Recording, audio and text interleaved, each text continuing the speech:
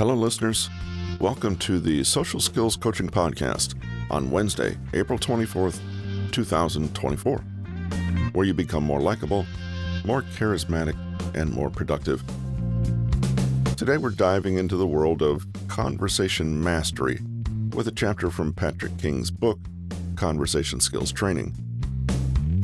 Patrick is a communication expert who helps people, just like you, improve their social skills and build stronger relationships. You can find more about Patrick and his consulting services at bit.ly/PK Consulting. We'll be uncovering the secrets to keeping conversations flowing and engaging, all while making a lasting, positive impression. So, whether you're looking to conquer networking events, feel more comfortable at parties, or simply have more fulfilling conversations with friends and family, this episode is for you. Are you ready to become a conversational charmer? Well, let's get started.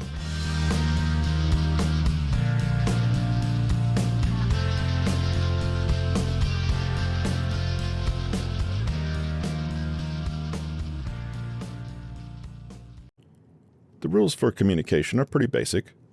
Talk with people and not to them. Be present. Listen. Easy, huh? Yet somehow, almost all of us could stand to be better conversationalists. The irony is that nobody ever wakes up in the morning and says to themselves, "Today I'm going to be a complete bore to talk to." Nobody wants to be that person who constantly one-ups everyone else, interrupts, or talks too much. Here's a rule for good communication that you might not have considered. Having charm and charisma is not about you. It's about the other person. So many of us embark on a mission to be more interesting and likable in conversation, but just by having this attitude, we sabotage ourselves. Why?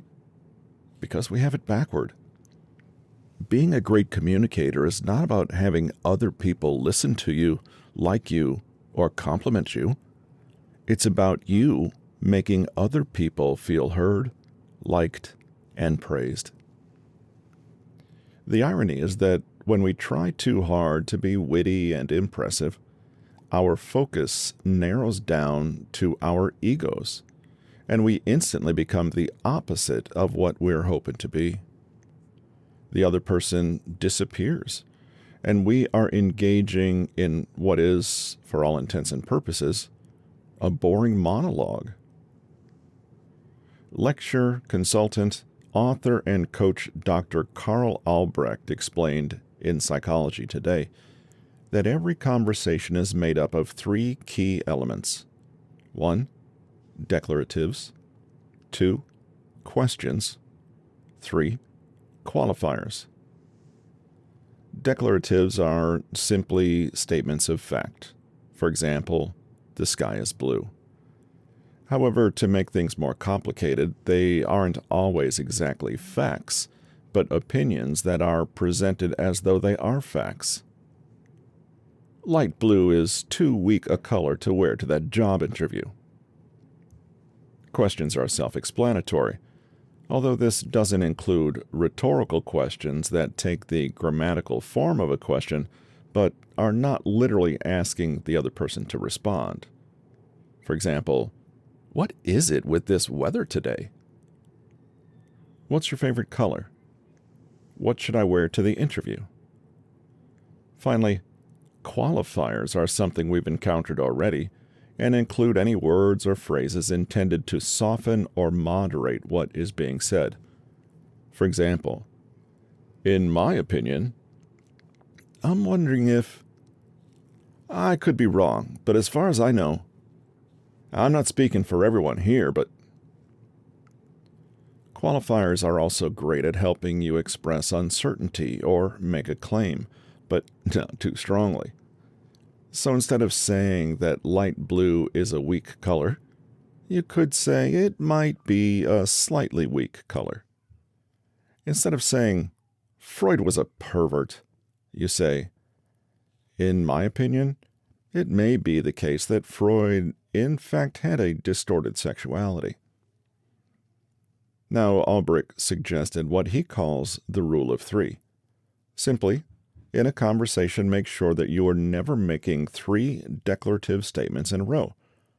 Instead, include plenty of questions or qualifiers, i.e., softer and more moderate declaratives, to give your speech a little more flexibility.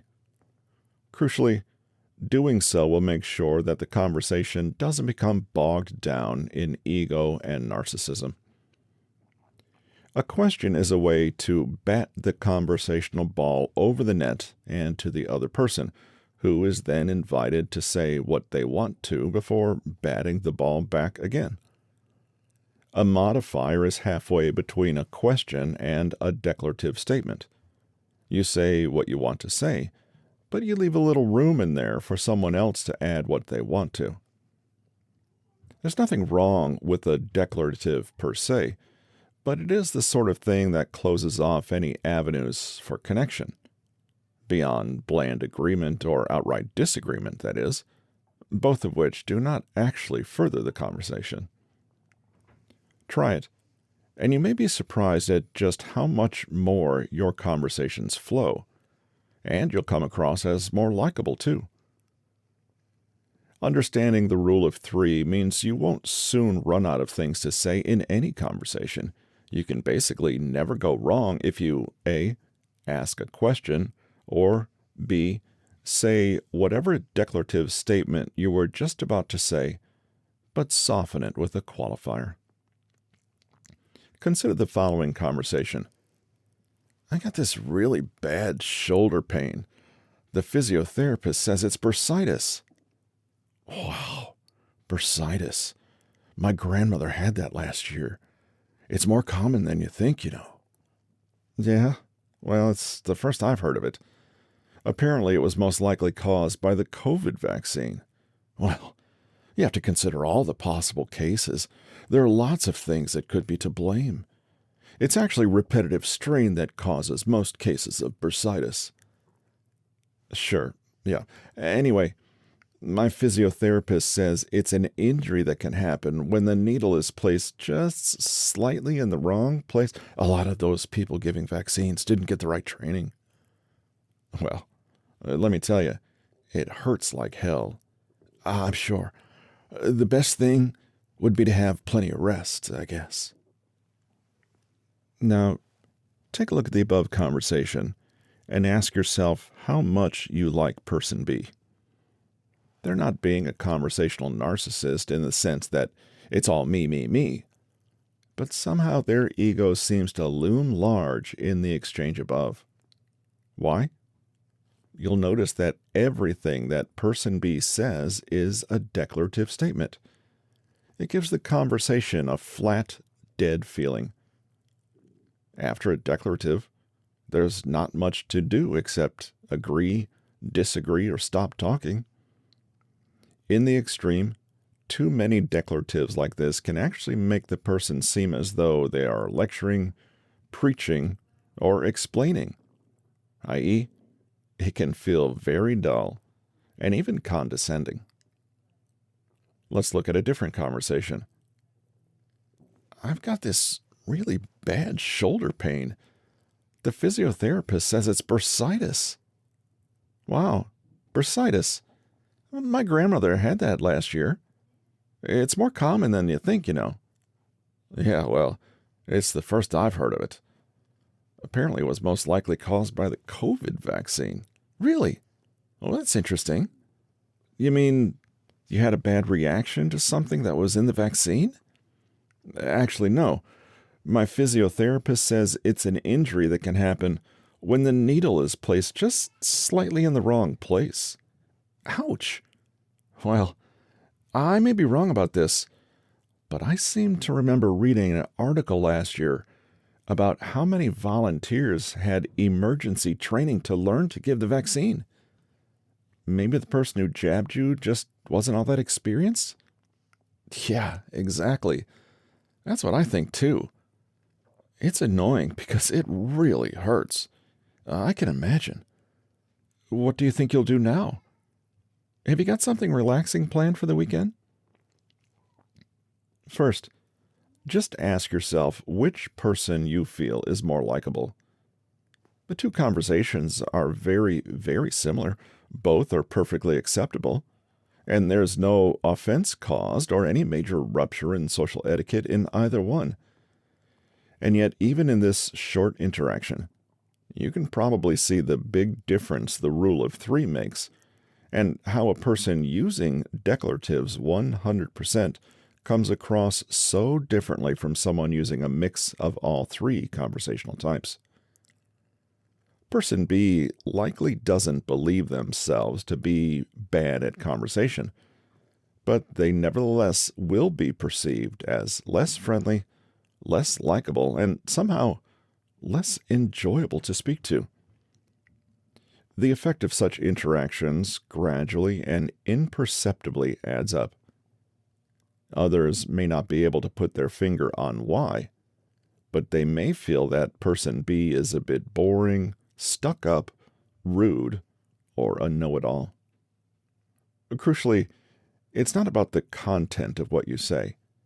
It's about the emotional implications and the energy in how you say it. Questions convey a sense of openness, possibility, humility, and receptivity. They can be playful and respectful, and can demonstrate empathy and compassion, as well as the covert message, "I like you, I'm interested. Tell me more." Qualified statements send a similar message. They say something, but it's a soft something. They signal to the other person that you are amenable, flexible, and ready to discuss and move with the flow. Declaratives, however, are a little like dead ends. They are pronouncements made that usually signal the end of conversation rather than its beginning. They position you as a speaker with authority, and the other person as someone who is there primarily to hear this authority. Though there is absolutely a time and place for this energy, giving speeches, setting boundaries, or literally teaching someone, too much of it means you're talking at rather than talking with. In other words, questions and qualifiers open up a little room that invites the other person into the conversation. Declaratives tend to focus only on you and your message, while closing out the other person. Light blue is such a weak color. Is it? Says who? Literally imagine someone said this to you. Can you feel how difficult it is to say anything in response? Maybe it's an unpopular opinion, but I've never really liked light blue. Can you see how it's possible to have a strong opinion, but nevertheless frame it as exactly that, an opinion, and leave plenty of space for someone to respond and keep the conversation going? What's your favorite color? A question immediately opens up the conversation and signals that you are willing and able to share airtime, to listen, and to connect. It's a signal that you are putting your ego aside and making space for connection. And even though it's subtle, it conveys feelings of appreciation and generosity that are worth their weight in gold. By the way, it's worth noting that you don't have to become passive and unopinionated to be more likable. In fact, occasionally saying something obviously outrageous is a great way to inject a little playfulness into a conversation and get things flowing. But note that these declaratives are, in a way, acting like questions or qualifiers, since they can't help but draw the other person in. Oh, I simply cannot wear light blue. It makes my eyeballs itchy just looking at it. Man, I hate light blue. They should make convicts wear it in prison as punishment. If the rule of three feels tricky to implement at first, don't worry. It can take time to break bad habits. One easy trick is to literally say whatever you were going to, but add, "Don't you think?" to the end of it. Light blue is such a weak color, don't you think? It immediately changes the entire energy and flow of the conversation and takes little to no effort on your part. Another trick to try is to simply convert any statement into a slightly softened question. Instead of saying, "That blue looks weird," say, "Do you think the blue looks a little off?" If you're the kind of person who likes to get on a soapbox and bombard people with your strongly held opinions, try to ask yourself why. Being dogmatic and lecturing people and forcefully pushing your opinions on them is not communication, but a roadblock to communication. People can veer toward declarative statements that are opinions dressed up as facts for a few reasons. We unconsciously think that the purpose of a conversation is to have our needs met and to be heard and seen by someone else. We may hold a core belief that we have to broadcast, defend, or force our perspectives and opinions, usually because they've not been appreciated or respected in the past. We are anxious and trying to win validation or appear smart and interesting. The irony is that using the rule of 3 is something you do for other people, but it's ultimately something that benefits you. Conversations that are more balanced just flow better and lead to more comfort, trust, enjoyment, and attraction than others where one or both parties are talking forcefully at the other, who is simply trying to endure it, or waiting for their own turn on the soapbox.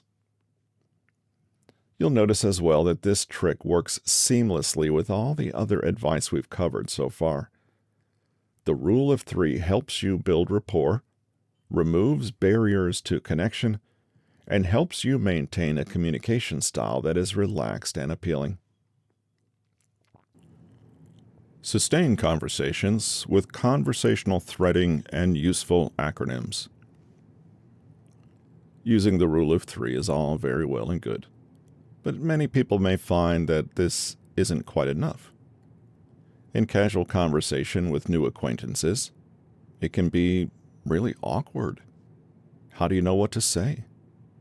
After the initial greetings and the how are yous are done, then what?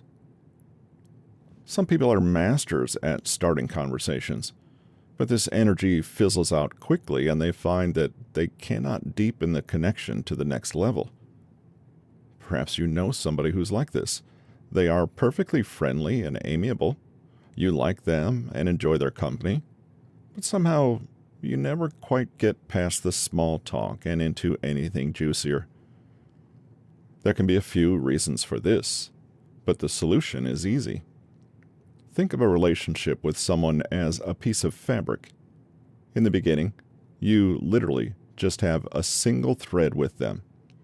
Your job is to spin that thread up and keep it strong, preventing it from snapping or getting knotted. If you talk to them again, you get the opportunity to create another thread. However, the fabric of your connection with them will be stronger if you can actually link up this new thread with the old one. Weave them together. Otherwise, you risk spinning up that same thread over and over again from scratch, and you never weave a larger, two-dimensional piece of fabric at all. Relationships take time. They're built out of all these conversational threads, thin as each one is on its own. The more there are, and the more connected they are, the more you will feel that your sense of rapport with the other person is deepening. Human beings are actually quite simple in this regard. They learn to trust and like what is repeated, predictable, and pleasant. Plus, they make meaning from connections. Unless your interaction with them connects to something, it will be quickly forgotten. It starts in the early stages with just keeping that thread spinning.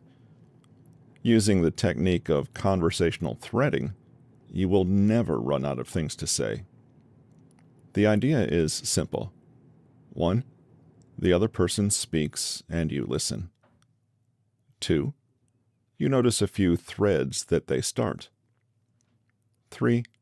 As the conversation unfolds, you pick up a thread and talk about it. 4. When you run out of things to say, you go back and find an old thread and follow that instead. 5. Voila! Your conversation is running smoothly and comfortably. Let's take a closer look. A thread is what it sounds like, a word, phrase, image, or idea that is shared by the other person. It can be literally anything. For example, if the other person says, "Since both of my brother's kids got diagnosed with ADHD, we're all trying to cut down on screen time." There are quite a few threads in this statement, at least 4. There's the brother's kids, the fact of having less screen time, and the idea about ADHD diagnoses. As you listen, hear these threads and pick them up. For example, "Oh, is that your brother you said lived abroad? How old are your brother's kids?" Yep, I can relate. I'm in trying to manage my own internet addiction these days. Wow. ADHD in both kids. I wonder how common that is. As you can see, you can pick up a thread and ask a question about it, or just react and make a comment. But as you can imagine, each of these threads leads somewhere else. One will result in a long and impassioned conversation about the perils of TV on developing brains, while some others might fizzle out after a few short responses. For example, "Yeah, he's my older brother. He's currently living in Belgium with his family." Should you happen to talk a little more about Belgium or living abroad and find that avenue eventually runs dry, you don't need to worry. You can backtrack, drop the brother Belgium thread, and pick up somewhere else. Of course, to do this effectively, you need to really pay attention and remember what you're told. Store those little threads for later. So anyway, was their ADHD diagnosis done there in Belgium? 2 things have happened now. You have communicated to the other person that you were listening and paying attention, but you've also gently pivoted away from a dying topic and into one that might be more fruitful and interesting. Rather than it feeling like you're flitting from one shallow talking point to the next, though, it will seem as though the conversation is naturally developing and deepening. One way to make sure this is happening is with, surprise, surprise, questions. But questions that probe a little deeper each time. So your first question might be about the plain facts and details of who lives where and how old they are.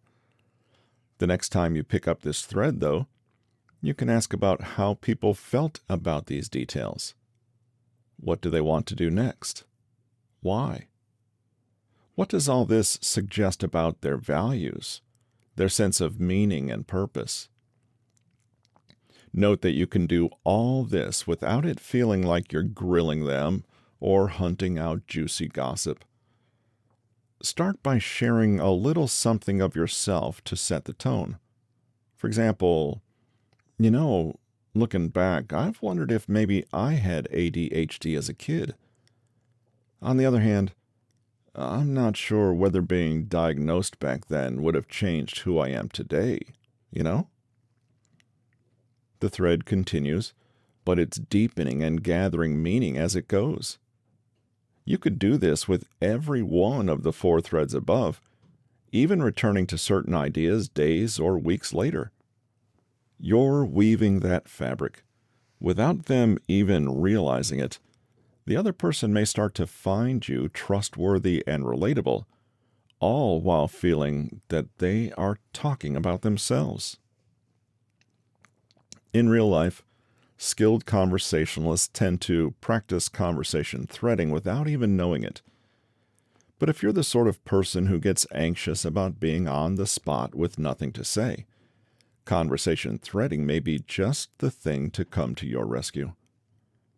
Here are a few ideas to make it even more effective.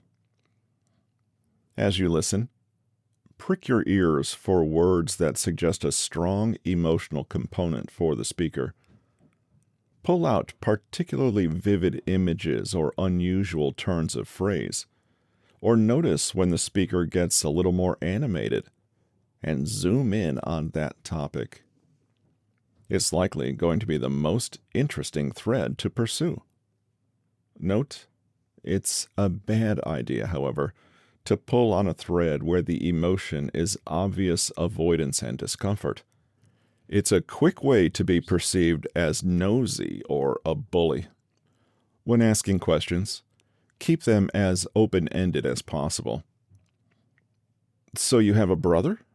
might literally be something to fill the silence, but it can only be answered with, "Yep," which then promptly leaves you just where you started.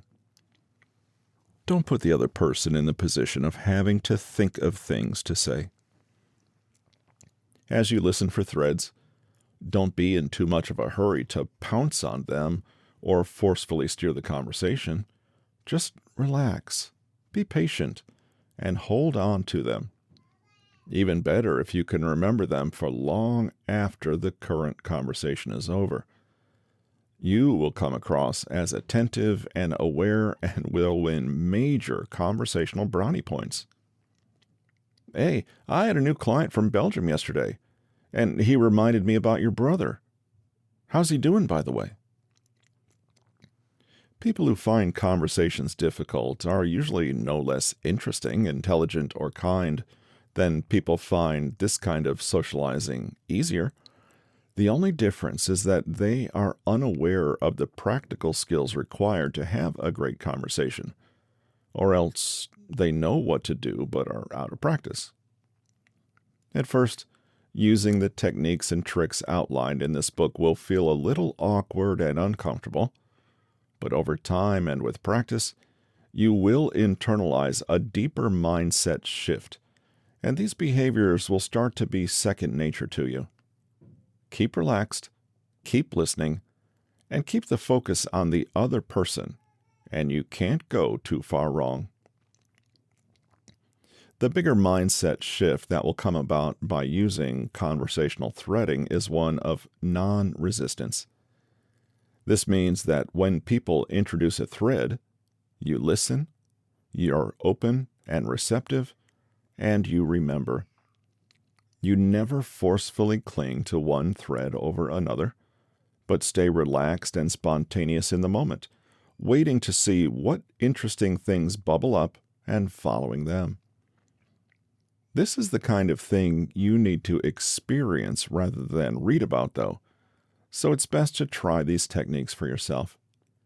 In particular, notice when you have a fixed idea of what you want to say or where you want the conversation to go. Notice if you're being resistant or forceful when it looks like the conversation is going elsewhere. Then choose to let it go. If you quietly rehearse things in your head, or keep forcefully bringing the conversation back to the point you want to make, the conversation will sputter out or die. This is why we need to be brave enough to enter into conversations without being too prepared. If we have too fixed an idea of how things should go, we're not really listening for opportunities for it to be something better.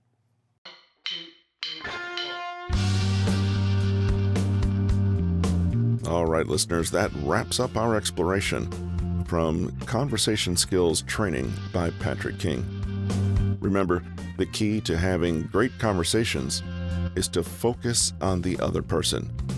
Make them feel heard, valued, and supported. By using the techniques we discussed today, you'll be well on your way to becoming a social butterfly.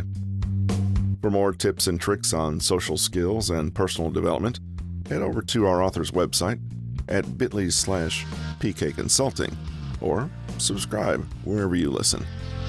Thanks for joining us today. We'll see you on the next episode of Social Skills Coaching.